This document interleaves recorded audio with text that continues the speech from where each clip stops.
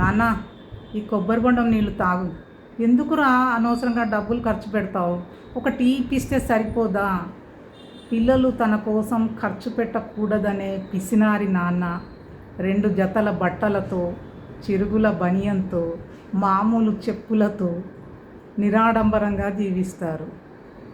అటువంటి నాన్న పెళ్ళికి ముందు ఎంతో దర్జాగా ఖర్చు పెట్టుకున్న, పెళ్ళైన తర్వాత భార్య పిల్లల ఖర్చుల కోసం ఎక్కువగా ఆలోచించేది తండ్రి మాత్రమే.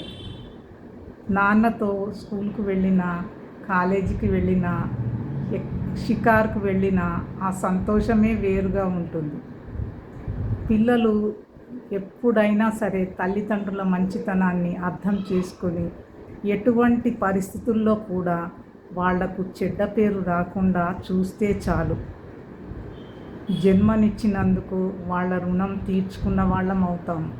ఈ వీడియో నచ్చితే లైక్ చేయండి, షేర్ చేయండి, తప్పకుండా మా ఛానల్ని సబ్స్క్రైబ్ చేసుకోండి. Thanks for watching.